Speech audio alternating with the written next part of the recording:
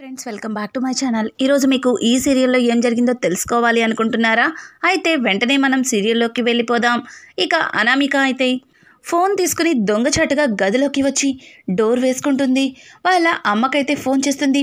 ఇక అనామిక వాళ్ళ అమ్మ అనామిక ఏం చేస్తున్నావు? అయినా ఏంటమ్మా ఇంత లేటుగా ఫోన్ చేసావు అని అడుగుతూ ఉంటే, ఏంటమ్మా నీకు ఫోన్ చేయడమే ఎక్కువ, మళ్ళీ త్వరగా లేట్ కానీ ఏంటి మాటలు? ఇంట్లో అందరూ కూడా ఒకే దగ్గర ఉంటున్నారు, అసలు ఫోన్ మాట్లాడడానికి కూడా వీల్లేదు. ఇంతకీ ఏం చేస్తున్నావు అని అడుగుతుంటే, నా సంగతి పక్కన పెట్టు కానీ ఇంతకీ అల్లుడు గారిని ఆఫీస్కి పంపించావా అని అడగడంతో, ఏం పంపించడం, ఇంట్లో అందరూ ఒప్పుకున్నారు కానీ వెళ్ళవలసిన మీ అల్లుడు గారే ఒప్పుకోవట్లేదు. పైగా ఇంట్లో అందరినీ ఒప్పించి ఫస్ట్ నైట్ ముహూర్తానికి అరేంజ్ చేశారు అని చెప్పడంతో, అదేంటే మరి ఎలా అని అడగడంతో, నాకు ఏమీ అర్థం కావట్లేదమ్మా.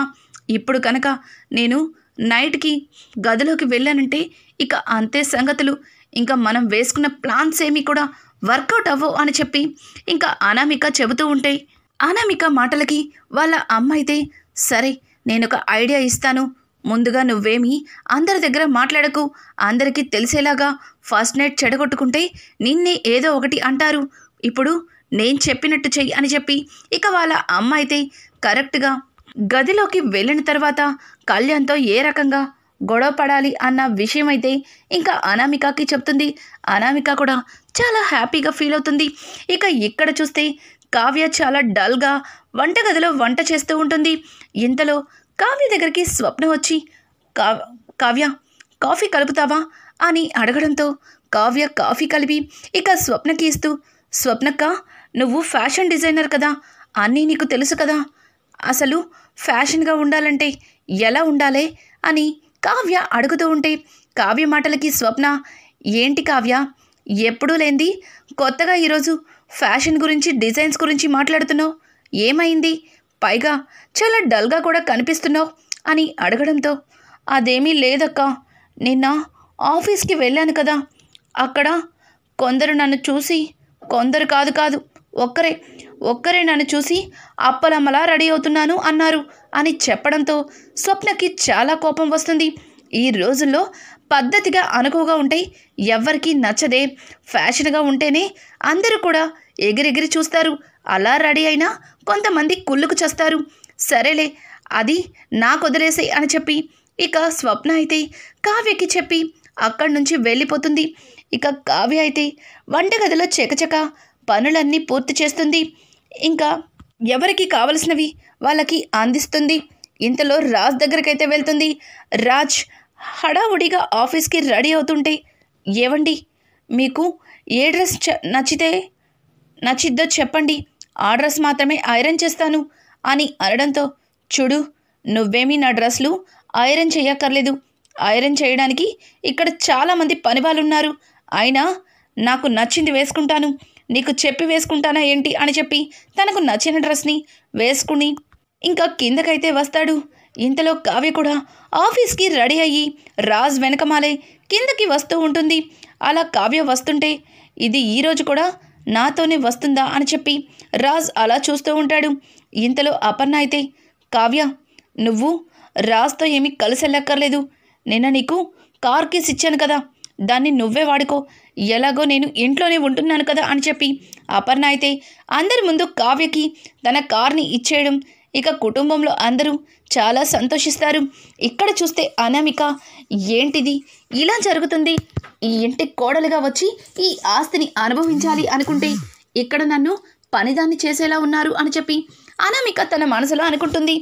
ఇంతలో ఇంద్రాదేవి అయితే, ధాన్యలక్ష్మి నీ కొడుకు గురించి ఎవరిని పట్టించుకోవద్దన్నావు కదా, మరి నీ కొడుకు కార్యం గురించి ఏం ఆలోచించావు అని అడగడంతో, అత్తయ్య గారు నేను పంతులు గారికి ఫోన్ చేశాను, ఈరోజు రాత్రికి చాలా దివ్యమైన ముహూర్తం ఉంది అన్నారు, ఆ ముహూర్తంలోనే ఇద్దరికి ఫస్ట్ నైట్ చేయాలి అనుకుంటున్నాను అని ధాన్యలక్ష్మి చెప్పడంతో, ఓ అయితే ఆ ఏర్పాట్లు చూసుకో అని చెప్పి ఇక ధాన్యలక్ష్మికి చెప్పడంతో కళ్యాణ్ అయితే తెగ సంబరపడిపోతూ ఉంటాడు.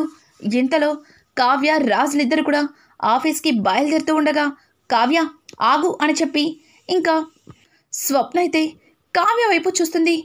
ఏమైందక్క, ఏంటి అని అడగడంతో ఏమీ లేదులే, ఇలాగే వెళ్ళిపోతావా అని స్వప్న అడుగుతూ ఉంటే ఆ మాటలకి రాజ్ ఇలా కాకపోతే మీ చెల్లెలు ఇంకెలా వస్తుంది అని రాజ్ మాట్లాడుతూ ఉంటే ఏంటి రాజ్, నిన్న ఆఫీస్లో మా చెల్లినెవరో అప్పలమ్మలాగా రెడీ అవుతుందని కామెంట్ చేశారంట, వాళ్ళ నోర్లు ముయ్యించాలి కదా అని కావ్య స్వప్న అనడంతో ఆ మాటలకి ఏంటి, కావ్యని అప్పలమ్మలా ఉన్నావని కామెంట్ చేశారా, ఎవరు వాళ్ళు అని చెప్పి అపర్ణ ఇక సుభాష్ అలా ఇంట్లో అందరూ కూడా ఒక్కొక్కరుగా ఆశ్చర్యపోతారు. ఇక రుద్రాణి అయితే అవును మరి, అది గొప్ప గొప్ప కంపెనీలకి డిజైన్స్ అందించే డిజైనర్ కంపెనీ, కానీ దానికి సూపర్ బజార్కి వెళ్ళినట్టు ఇలా రెడీ అయి వెళ్తే అనరా ఏంటి అని చెప్పి రుద్రాణి అయితే ఇక ఆ మాటలకి సపోర్ట్ చేస్తున్నట్టుగా మాట్లాడుతుంది. అందుకే కదా ఈరోజు మా చెల్లిని నేను ఫ్యాషన్గా రెడీ చేసి పంపిస్తాను, ఇంకా రాహుల్ రాలేదేంటి అని చెప్పి ఇంకా స్వప్న అయితే తొంగి తొంగి చూస్తుంటుంది. ఇంతలో రాహుల్ కొన్ని ప్యాకెట్లని తీసుకొని స్వప్న ఇదిగో నువ్వు చెప్పినవన్నీ తీసుకొచ్చాను అని అనడంతో ఇదిగో ఇవన్నీ నీకోసమే తెప్పించా కావ్య, ఈ రోజు నుంచి దుగ్గిరాల వారింటి పెద్ద కోడలు ఎలా ఉంటుందో, Swaraj group of company Raj భార్య ఏ రకంగా ఉంటుందో అందరూ చూస్తారు, ఆ మాటలు అన్న వాళ్ళ నోర్లు మూత పడతాయి అని చెప్పి ఇంకా కావ్యనైతే అక్కడి నుంచి లోపలికి తీసుకెళ్తుంది స్వప్న. ఇంకా రాజ్ తన ఆఫీస్కి తాను వెళ్ళిపోతాడు. ఇక ఇక్కడ చూస్తే అప్పు అయితే ఆ చిన్న పాపని కాపాడడం కోసం తాను ఆలోచిస్తూ ఉంటుంది. ఇంతలో ఒక ఏరియాలో తన దగ్గర పనిచేసే వ్యక్తి ఫోన్ చేసి అప్పు నువ్వు చెప్పినట్లుగా ఈ స్కూల్ ముందే ఉంది పాత ఇల్లు అని చెప్పడంతో మేడం అదిగోండి మేడం అడ్రస్ కనుక్కున్నాం, ఇప్పుడే మనం అక్కడికి బయలుదేరాలి అని చెప్పి ఇంకా ఆవిడ్ని తీసుకుని అప్పు బయలుదేరుతుంది. ఇంతలో బైక్ ట్రబుల్ ఇస్తుంది. బైక్ ట్రబుల్ ఇవ్వడంతో ఇది ఇప్పుడే పాడవాలా మేడం, ఆటో తీసుకుని వెళ్దాం అని చెప్పి ఇక వెళ్తున్న ఆటోని ఆపబోతూ ఉంటే ఇంతలో కళ్యాణ్ కార్ కనిపిస్తుంది. కళ్యాణ్ కార్ కనిపించడంతో అప్పు ఒక్కసారిగా మొహం పక్కకి చాటేసుకుంటుంది. కానీ కళ్యాణ్ అక్కడ కార్ ఆపి అప్పు ఏమైంది, ఇలా రోడ్డు మీద నుంచున్నావు, నీ బైక్ ఏమైంది అని చెప్పి చూస్తూ ఉంటే ఇంకా అప్పుతో ఉన్నావిడ సార్ మా బైక్ ట్రబుల్ ఇచ్చింది సార్, ఇప్పుడు అర్జెంటుగా మేము ఒక అడ్రస్కి వెళ్ళాలి, అక్కడ మా పాప చాలా ఇబ్బందుల్లో ఉంది అని అనడంతో ఏంటప్పు ఏం జరిగింది అని అడగడంతో ఇక అప్పు అయితే జరిగిందంతా కళ్యాణ్కి చెప్తుంది. రండి మిమ్మల్ని నా కారులో తీసుకెళ్తాను, ఈరోజు ఆ యదవల్ని 4 తగిలించి ఆ పాపని నేను కాపాడుతాను అన్నట్టుగా ఇక కళ్యాణ్ అయితే అప్పుని అలాగే ఆవిడ్ని తీసుకుని తన కారులో అయితే వెళ్తాడు. ఇక అక్కడికి వెళ్ళిన తర్వాత చుట్టూ చూస్తారు. ఇక ఎదురుగుండా ఉన్న పాత ఇంటికి అప్పు కళ్యాణ్ అలాగే ఆవిడ ముగ్గురు కూడా వెళ్తూ ఉంటే ఇక అప్పు అయితే మేడం మీరు కారులోని కూర్చోండి, ఎలా అయినా సరే పాపని మేం కాపాడి తీసుకొస్తాం అని చెప్పి ఇక ఆవిడ్ని అక్కడే కూర్చోబెట్టి కళ్యాణ్ అలాగే అప్పులిద్దరు కూడా లోపలికైతే వెళ్తారు. ఇంకా ఇక్కడ చూస్తే కావ్యని స్వప్న అయితే చాలా అందంగా రెడీ చేస్తుంది. అసలు మొత్తం పాత లుక్కే మార్చేస్తుంది. అలా స్వప్న కావ్యని అందంగా రెడీ చేసి హాల్లోకి తీసుకొస్తుంటే రుద్రాణి అనామిక ఇద్దరు కూడా ఒక్కసారిగా ఆశ్చర్యపోతారు. ఎన్ని రోజులు దీన్ని చూసి పాత చింతకాయ పచ్చడి అనుకున్నాను, కానీ ఇది మాత్రం చాలా కొత్తగా ట్రెండీగా చేసిందే, నిజంగా నా కోడల్లో టాలెంట్ ఉంది అని చెప్పి రుద్రాణి తన మనసులో అనుకుంటుంది. ఇంతలో అనామిక అయితే కాస్త కుళ్ళుకుంటుంది. ఇక ఇంద్రాదేవి అయితే అపర్ణ నీ కోడలు చూడు, అప్పుడు లక్ష్మీదేవిలా ఉండేది, ఇప్పుడేమో మోడ్రన్ లక్ష్మీదేవిలా ఉంది అని చెప్పి ఇంద్రాదేవి అపర్ణతో అంటూ ఉంటే అవునత్తయ్య గారు అవును అని చెప్పి ఇంకా కావ్యని తానే దగ్గరుండి మరి ఆఫీస్కి పంపిస్తుంది. అలాగే ఏవండి మీకు చెప్పిన పని ఏమైంది, ఈరోజు కావ్యతో తనకి నచ్చిన డిజైన్స్ అన్నీ వేయించండి, ఆ నగలని కావ్యకి చేయించాలి అని ఇక అక్కడి నుంచి అపర్ణ లోపలికి వెళ్ళిపోతుంది.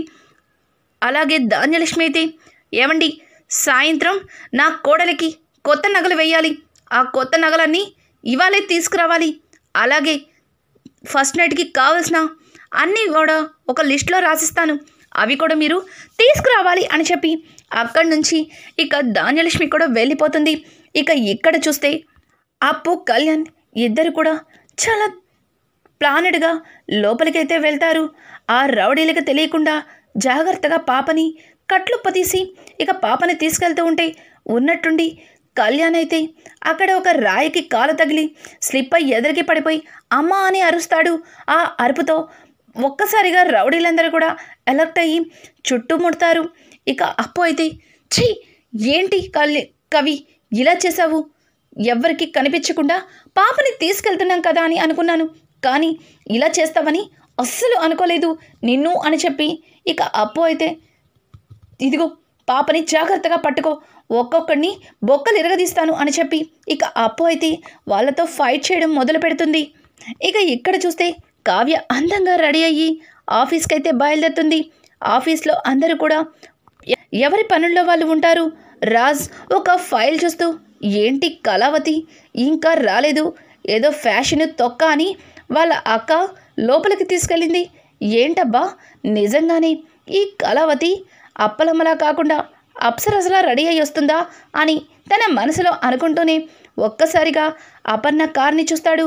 అపర్ణ కార్ చూడగానే కావ్య వచ్చిందని చాలా ఎగ్జైట్మెంట్గా రాజ్ వెయిట్ చేస్తూ తనని ఎగిరెగిరి చూస్తూ ఉంటాడు. కావ్య దానిలోంచి చాలా అంటే చాలా అందంగా దిగుతూ అలా నడుచుకుంటూ వస్తుంది. రాజ్ ఒక్క క్షణం కళ్ళు పక్కకి తిప్పుకోలేకపోతాడు. ఇంతలో శృతి అక్కడికి వచ్చి సార్ మేడమేనా, ఈరోజు మేడం ఏంటి సార్ ఇంత అందంగా రెడీ అయ్యారు, నిజంగా మేడం అప్సరసలా ఉన్నారు అని ఇక శృతి అంటూ ఉంటే శృతి మాటలకి అవును అవును నిజంగా అది కళావతియేనా, నాకెందుకో డౌట్గా ఉంది, ఇది నా కళ కాదు కదా, ఒక్కసారి గిల్లు అని చెప్పి ఇక శృతిని గిల్లమంటే శృతి గట్టిగా చెయ్యి మీద గిలుతుంది. అబ్బా అని గట్టిగా అరిచి నిజమే ఇదంతా నిజమే, కావ్యేనా నిజంగా ఈ కళావతి ఇంత అందంగా ఉందేంటి అని చెప్పి రాజ్ తల పక్కకి తిప్పుకోలేకపోతాడు.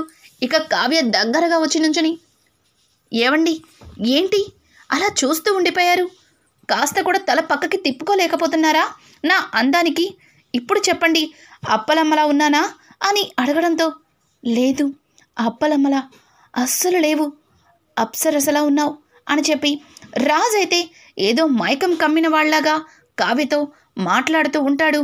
ఇంకా ఏవండి నిజమేనా, నిజంగానే నేను అలాగే ఉన్నానా అని కావ్య రాజ్ని తట్టి అడగడంతో ఒక్కసారిగా మైకంలోంచి బయటికి వచ్చినట్టుగా రాజ్ ఉలిక్కిపడి ఏయ్ ఏంటి ఆఫీస్కి టైం టు టైం రావాలన్న పంచువాలిటీ నీకు లేదా ఏంటి ఈ టైమింగ్ అని చెప్పి కావాలని కావ్య మీద అరుచుకొని అక్కడి నుంచి వెళ్ళిపోతూ మళ్ళీ వెనక్కి తిరిగి కావ్యని అలాగే చాలా ఇష్టంగా చూస్తూ లోపలికైతే వెళ్ళిపోతాడు.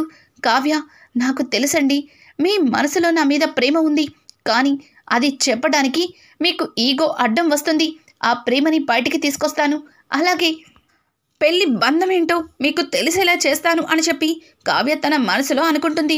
ఇక ఇక్కడ చూస్తే అప్పు వాళ్ళతో ఫైటింగ్ చేస్తూ ఉన్నట్టుండి అప్పుని వెనుక నుంచి ఒక అతను కర్రతో కొట్టబోతూ ఉంటాడు. ఇక వెంటనే కళ్యాణ్ అయితే అతన్ని గట్టిగా నెడతాడు. అలా నెట్టేసరికి అతను అక్కడే ఉన్న ఒక పెద్ద ఊచ మీద పడతాడు. అలా పడేసరికి అది అతని పొట్టలో ఇరుక్కుంటుంది. అతను ఉన్నట్టుండి ఇక కళ్ళు తిరిగి పడిపోయినట్టుగా కళ్ళు గట్టిగా మూసుకుపోతాయి. ఇంకా వెంటనే చుట్టుపక్కల ఉన్న వాళ్ళందరూ కూడా ఆ దెబ్బలకి పారిపోతారు.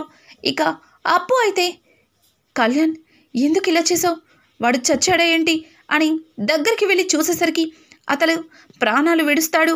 ఒక్కసారిగా కళ్యాణ్ అప్పు ఇద్దరు కూడా భయపడతారు. అప్పు నాకెందుకో భయంగా ఉంది అప్పు అని అంటుంటే ఏం కాదులే పద ఇక్కడి నుంచి వెళ్ళిపోదాం అని చెప్పి ఇక అప్పు అలాగే కళ్యాణ్ ఆ చిన్న పాపని తీసుకుని ఇంకా బయలుదేరుతారు. ఆ పాపని వాళ్ళ అమ్మకి అప్పగించేసి ఇక కళ్యాణ్ అప్పు కూడా ఏమీ తెలియనట్లుగా అక్కడి నుంచి వెళ్ళిపోతారు. ఇంకా ఇక్కడ చూస్తే కావ్య రాజ్ని తన చుట్టూ తిప్పుకోవడానికి చేస్తున్న ప్రయత్నాల్లో కావ్య సక్సెస్ అవుతుందా, అలాగే అనామిక బండారం బయటపడుతుందా, ఇక హత్య వల్ల కళ్యాణ్ ఏ రకంగా ఇరుక్కోబోతున్నాడు, రానున్న ఎపిసోడ్స్ అయితే మరింత ఇంట్రెస్టింగ్గా మారబోతున్నాయి. ఈ వీడియో మీకు నచ్చినట్టయితే లైక్ చేసి సబ్స్క్రైబ్ చేసుకోవడం మాత్రం మర్చిపోకండి.